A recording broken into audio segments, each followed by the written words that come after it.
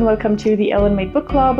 This video is going to be all about books based on true events and real people. As you might know, I am participating in a bunch of reading challenges this year, and one of them is the Read Good Challenge by Ben at Ben Reads Good.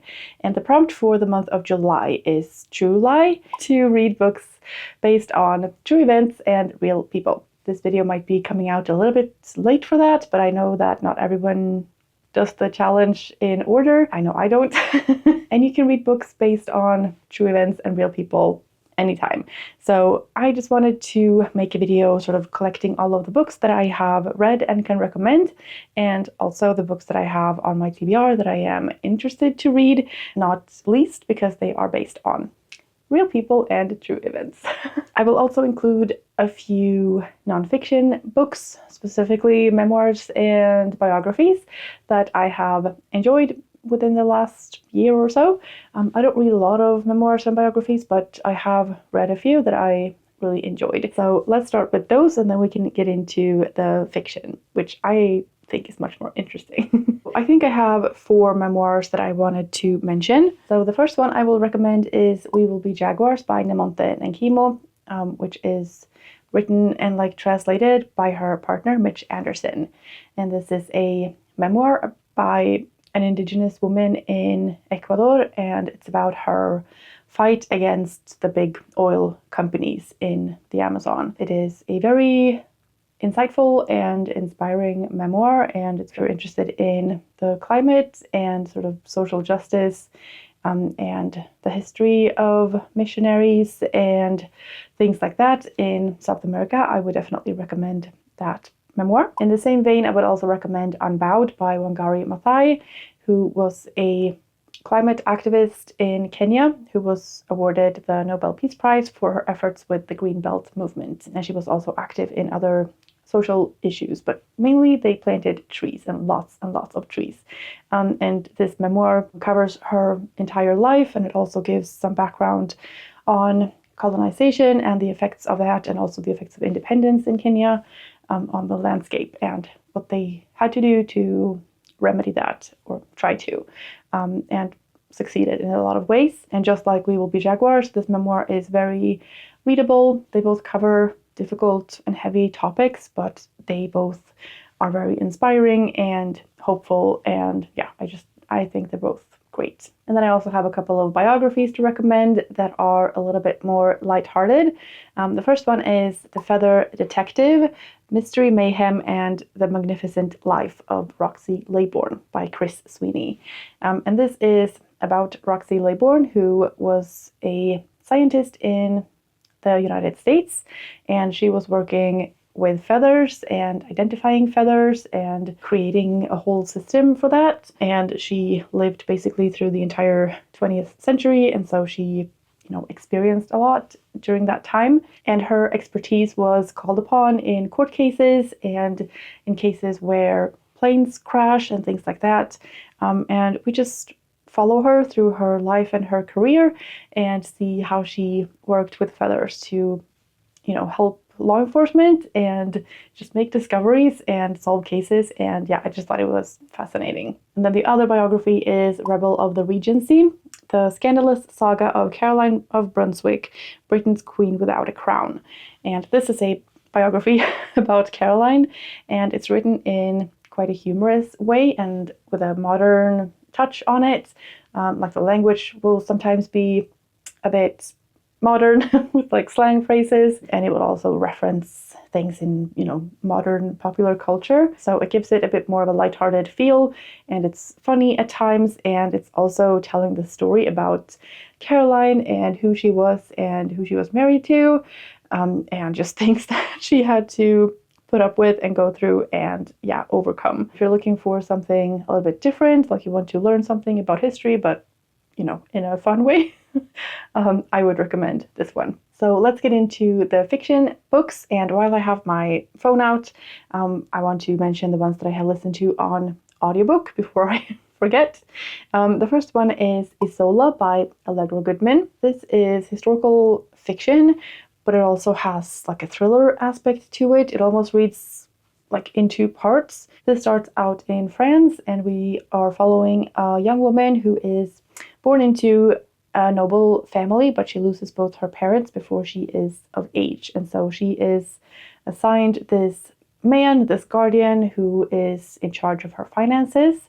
And he is not the best person to do that job. He is also he travels a lot to Canada, back and forth, and he has people who comes to the house to work for him. And this young woman starts a relationship with one of them and is caught. And so as punishment, she is taken along on one of these trips and left on a deserted island off the coast of Canada. And so she's left to fend for herself to survive.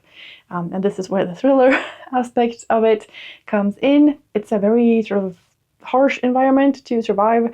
It gets very cold, and it's just a very fascinating read. And I think it's a great blend of this normal historical fiction with rich people in fancy outfits, and then also a survival story. So highly recommend that one. And the other one, which is apparently not available on my audiobook app anymore, is Red Clay by Charles B. Fancher. This is set in the United States after the end of the Civil War, so slavery is no longer legal, but that doesn't mean that all of the problems are solved. So we follow a character called Felix, and at the start of the book, he is a little boy, and we follow him to adulthood as all of these changes are happening. And so we see his family who are enslaved, and he's born into slavery, and then they are free. And we also follow the white family who own the plantation where they work. This story is based on the author's own family history, and I just thought it was a fantastic read. It's obviously devastating at times, given the topic of slavery, but there's also a lot of joy and love and just beautiful moments in the story as well. And I thought it had a lot of great nuance, and it also shows a period of time that is, also not very often depicted. And I just thought it was great. So would definitely recommend that one as well. I'll also say that the audiobook is narrated by Dion Graham, who does an excellent job. Switching gears a little bit, I wanted also to mention Coram House by Bailey Seybold. And this is more of a true crime thriller. It's also listed as a feel-good novel on my audiobook app, which I'm not really sure about that. This is about a writer who agrees to ghostwrite a true fiction book about this orphanage where a child maybe died or disappeared, or they're not really sure what happened. That was 50 years or so in the past. And then in the present, this writer has to investigate, and there are some materials to look through. There are old videotapes with interviews and things. And she also goes around and tries to find people who were there at the time when all of this happened. I think there were dual timelines, or it was just based on the interviews that made me feel like it was a dual timeline story. I found it fascinating, and I always love a good investigation, and this one definitely had that. I thought it was great. And then I guess the final audiobook that I will mention is The Burnings by Naomi Kelsey. I didn't particularly enjoy that story, mostly because it was very gruesome in parts, and it's about witch hunts, and it scarred me. And I also have The King's Witches by Kate Foster, which is based on the same historical time period and the same people. This is about Princess Anna of Denmark, who is wed to King James VI of Scotland, who is not very kind to women. Let's just say that. I haven't read The King's Witches yet because I'm scarred, but I do enjoy this author. And so I'm hoping that this one is less graphic. I'm not really sure. I made the mistake of looking up some of the devices that were used in the book, and if you're like me, don't do that. Don't do that. I will never get that out of my brain. I would much prefer that you pick up one of these. These are also by Kate Foster, and both based on real people and true events. They both take place in Scotland, and they're set in 1679 and 1724. And these are The Maiden and The Mourning Necklace. They're not in a series or anything, they are completely standalone novels, but they are similar in vibe and structure and like storytelling style, and I loved both of these. I read The Maiden first, and this is about a woman who is sentenced to what's it called? Beheading, I guess, in this device that's called The Maiden, where she is accused of having killed her lover. We follow her from the moment of her arrest and like up until the execution, and we see what happens with that. And we also jump back in time like 1 year when she starts this relationship with this lover and everything else that goes on. I've read this twice now. I read it the first time when it just came out because I just thought the story sounded fascinating, and then it was longlisted for the Women's Prize, and I was really happy about that. And then I reread it this spring, and then I also listened to the audiobook, like a immersion read it, I think, or maybe I just listened to the audiobook that time. Anyways, I loved both ways of reading this novel. The chapters are pretty short, and it moves along very nicely, and there are also two POVs. We get this woman who it's about called Christian Nemo, and then we also get the point of view of Violet, who works in a brothel, and she is a little bit more sassy, a little bit more crude, and she's also involved in this case. And yeah, I just think it's a fascinating read, and it has a lot to say and a lot to talk about. And so yeah, I just wish more people read this book. And then the other book, The Mourning Necklace, is also about a woman who is accused of a crime. She is accused of having killed her baby, and she is sentenced to be hanged, and she is hanged, but then she survives this hanging. And so again, we have this like execution planned, and we follow this woman, up until that point when she's arrested and supposed to be executed, and we also see what happens after she survives the hanging. Also a fascinating read, and it shows a lot about things that women had to deal with in this time period in Scotland. I love the way that Kate Foster tells the story, and yeah, just highly recommend this one. I will say that both cover pretty heavy topics. I'm not sure how they compare to other historical novels, but like compared to the ones that I have read, these have sort of a feminist angle. They show a lot of women's history, and that's not always very pleasant, but I think that they're both fantastically done, and I just recommend these so much. And I guess from there, let's move on to Mrs. England by Stacey Halls. And this book is also about, women's history, but I would say that this is a lot more lighthearted in a sense, even though it's kind of a gothic-y vibe. And there's also a crime and like an awful situation that this is based on. And I won't say what that is because I think that sort of spoils the story. This is set in West Yorkshire in 1904, and we follow a newly graduated nurse, Ruby May, who takes the position looking after the children of Charles and Lillian England. Something's not quite right about the beautiful, mysterious Mrs. England. This new nurse comes to this house, and she has to get to know the family and the other servants who work there, and sort of get a feel for things. And yeah, there's a little bit of a mystery to it. There's also a little bit of a romance story, but it doesn't take over the plot in any way. It's just like a little side story. And I thought this was really good. This isn't a favorite of mine in the same way, but I think that if you want something a little bit more easygoing, maybe, this is a good one to pick up. I'm not sure I have that many other lighthearted and easygoing books to mention. I feel like books that are based on real events aren't really that. Let's do a short one that I haven't read yet, that I think sounds interesting, and that is not historical fiction. At least I think it isn't. No, they talk about Euros, so, that's pretty recent. And this is Offenses by Constance Debray, and this is translated from the French by Jeffrey Zuckerman. In a housing project just outside of Paris, an unemployed young man kills an elderly woman for the sake of a €450 debt. Offenses unfolds an unrelenting parable that asks, is a criminal born or made? That's a question that I think is very interesting, and that's what made me pick this one up. And then let's stay in Europe for a little bit, I guess, and another French writer, I have HHHH by Laurent Binet, or Laurent Binet. I'm not really sure how to say his name.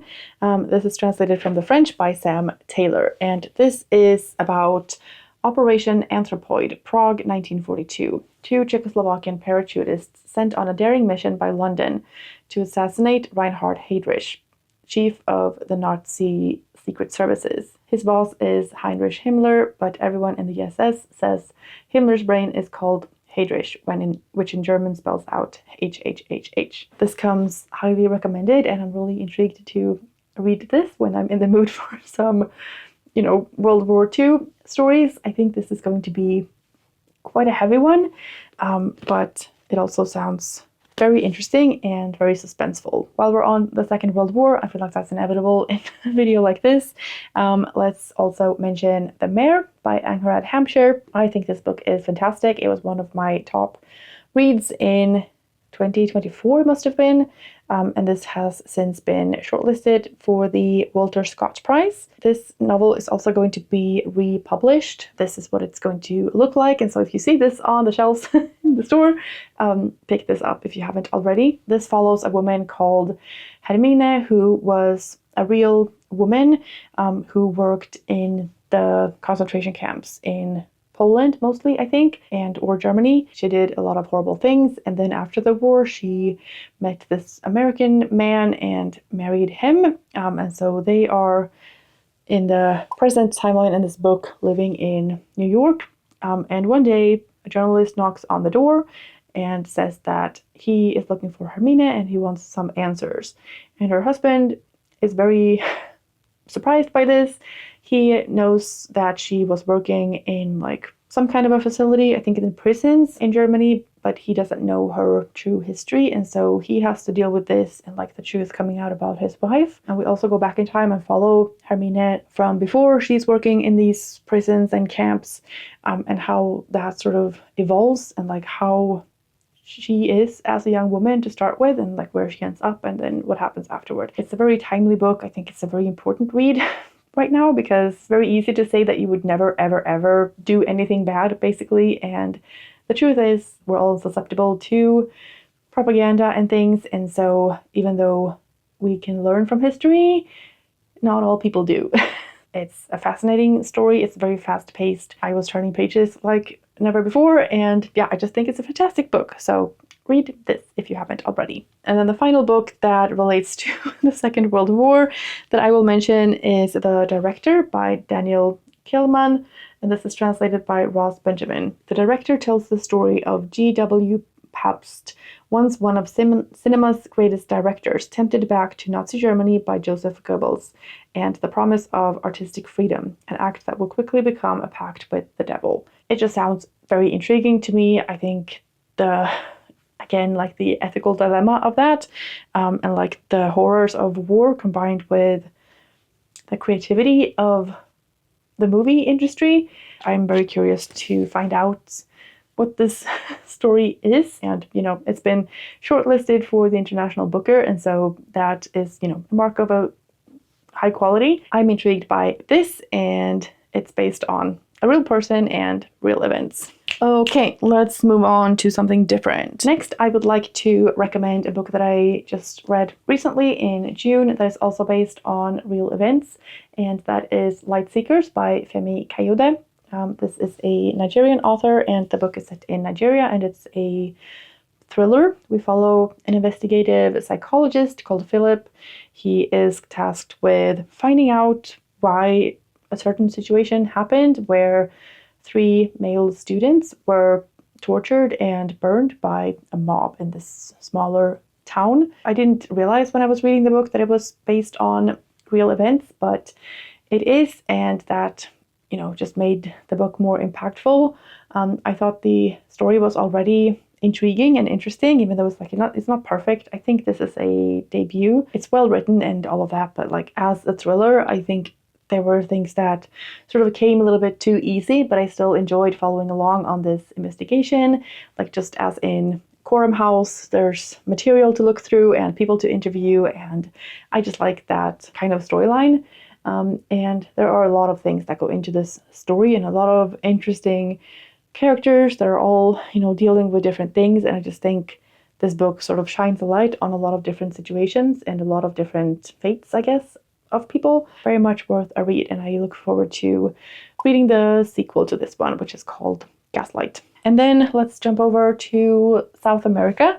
I have 2 books that I want to mention. The first one is The Queens of Sarmiento Park by Camila Sosa Villada, and this one is translated by Kit Maud. This takes place in Cordoba in Argentina, and we follow a group of trans women who are sex workers, and they find an abandoned baby and decide to care for it. And that's sort of the start of the story. I wouldn't say the story is like centered around this baby and all of that and like what's going to happen, but we do get to meet all of these women and hear some of their experiences.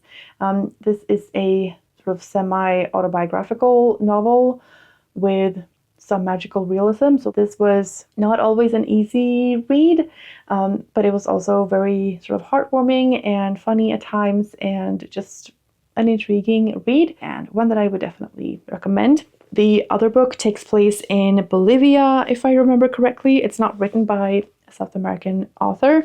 It's written by a Canadian author, but that book is Women Talking by Miriam Taves. And this event that happened in Bolivia happened in a colony, or what they call it, where the women have been violated by the men in their community. And they have a meeting where they have a man take the notes because they can't read or write, but they are trying to have a discussion and to figure out what to do next. And this book is that discussion. It's like the minutes from that meeting. This was a heartbreaking and infuriating read. It's also been made into a movie, which I haven't seen yet, but would like to.